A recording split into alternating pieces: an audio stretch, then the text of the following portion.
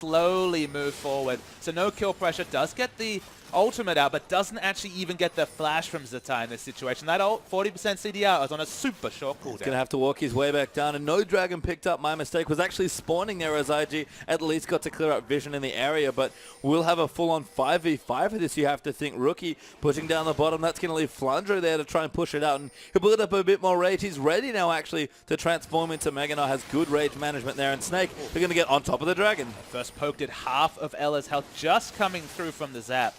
Snake have to fight this smart. There is a team fight in this situation, they win, but it's so hard to execute. Rookie does get poked away, but it's a good pincer here from IG. You have to think as Flandre going to go into the Meganar form now, looking to zone them out. Snake on top of the dragon. They'll try and take it away. Beast is on Nunu. They're going to be too bad. Flandre, big ulti there onto 3 people, but Rek'Sai takes away the dragon. Flandre going to get too low, but Beast going to turn to the ulti. Rookie gets kicked out there by the Monsoon, but the damage is too high right now. And Crystal chasing away the Cassid and can't keep going. And Kid going nuts. They gets the double, maybe make it a triple. I think that's a quadra. Can he get the pentakill? We'll have to wait to see if it registered. There's 4. Kid going to go in. Make it 5. Kid gets a pentakill. Pentakill for Kid. He just got able to go through. Of course, the first kill took so long because the flank was coming through from Rookie. But once that came through, he started licking his lips. Pentakill to put the accent on what is looking like a second victory for IG. Looking very good there. Even equalize the Dragons again as Snake just can't find a foothold in this game. Straight to the Baron for Invictus Gaming as well. And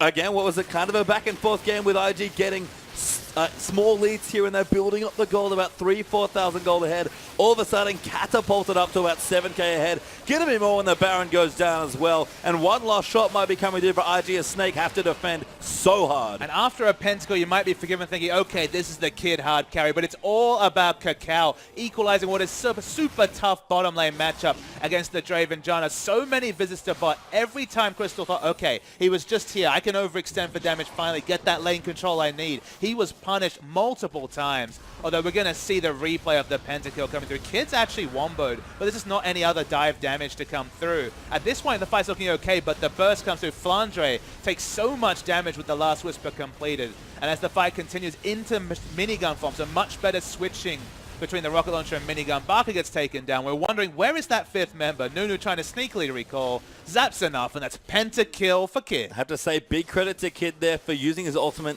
very intelligently. Basically assassinated Flandre with it after he dove in, and that was the reset he needed to just take the rest of the fight. It's one of the few times I wish we could see the kill credit score just to see how much damage that super mega death rocket did, because Flandre had a lot of health. But with the missing health damage coming through from that item, with the 4 items coming through now, of course, with the extra BF sword working towards, you can only assume is the QSS item coming through here. You just have to feel like Jinx at this point is just God mode when it comes to damage. There's a Ty even pressuring as well. The Baron Cannon helping him out quite a bit here as he just pokes him with a Sheen now, going for the aggressive Lulu option of a Lich Bane 3rd. Given the pace of the game, can't really blame him. Looking down as well. Rookie's now building up towards the Zhonya's, but does have his Rod of Ages fully stacked and an Athene's. Flandre will try and zone Zatai out, but 2 levels down still actually in Zatai. Fancies himself a fight, although Flandre does want to make it a 1v1. Looked for the wall up and misses, and Zatai too sneaky there with 40% CDR. And there's nothing 1v1 about a Baron buff minion wave coming to your aid. The trade damage already going to be decent from Lulu. Can open up a gap when he's in Meganar form and just poke, as we're waiting to see if they can actually break the base. Because although they've piled on advantages, breaking the base against all the wave clear from the likes of Barker is difficult. Yeah, you can see Barker clearing out waves en masse there with Crystal, poking in axes where he can. Tier 2 in the bottom side will go down here to Rookie, as it's quite tricky for Snake to rotate down. In fact, IG are already here. Make sure the turret goes down, and a 1-3-1 actually is the pressure option here for Invictus Gaming. Going to see which turret they can break first. It's actually a smart move from IG, because of course with the Sand Soldiers you can open up 3 Sand Soldiers in the area under a turret, and it's just impossible to push through them. That's the team fight the Snake are looking for, even with the 12k disadvantage. Flandre doing good work up top, pushes out the Lulu, but you have to think the teleport will come in soon. It doesn't have it up, but the rotation top, very quick as Lulu. Yeah, actually going on to Flandre here. Kid is going to find the grab. Zap will go short as a result here.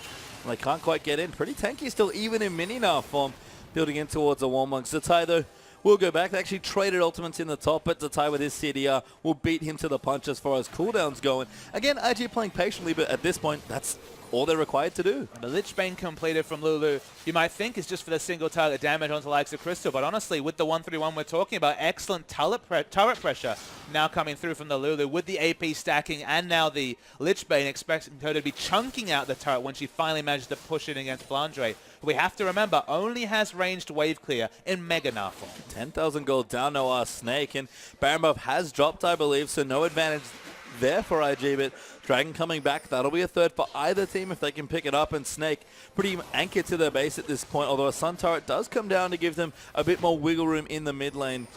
Going to be tricky here for Snake to get out of their base, and IG can just slowly play around objectives. Although Crystal has found Rookie, or maybe Rookie's found him. Zony's out there as well. Nautilus coming through, and Draven, nowhere good to go, gives Rookie a kill. And the big issue with this build is, although the double lifesteal was looking apt given how much diving was happening, suddenly you have no steroids whatsoever, not even a Trinity Force at this point to justify the juggling of axes. Decent AD scaling coming through from the Bloodthirster, but this is a super low damage, non-snowball Draven build coming through, which is usually an indicator that the Draven's going to be relatively useless in a fight. I mean, it's another late game build for Crystal, you have to think. Much more focused on getting through the early mid game, which is tough with all the divers, and just getting to the late game stage where he's always shown he can be strong. The only way I can justify it is that he had the longsword, of course, purchased before his first death, had a second death, realized the only way he could get any sort of effective item lead was with the Bilgewater, was priced into that build just with the item purchase he had. But honestly, it's thrown his build off so far that maybe just getting that Vamp Scepter and sitting on, just getting an extra longsword and not finishing the Bilgewater would have just had the psychological effect of opening up other build paths. Because all he's managed to do this game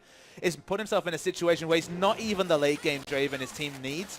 Unless he gets, what, 2 more? It feels like he needs 2 more items to really justify this build path. Yeah, same situation as last game. Snake trying to hold on and defend with the late game team fights, although Flandre doing a good job getting Zatai out. Kid and Kitties finally find some free time in the bottom side of the map, and that's a dead inhibitor turret. Absolutely, there was no wave clear there. Azir was at the top side of the map. He's the only one with AoE wave clear coming through from IG, apart from Mega Gnar in Mega Gnar form coming through for Flandre, so just able to push down the turret. Get Azir top, push down bottom.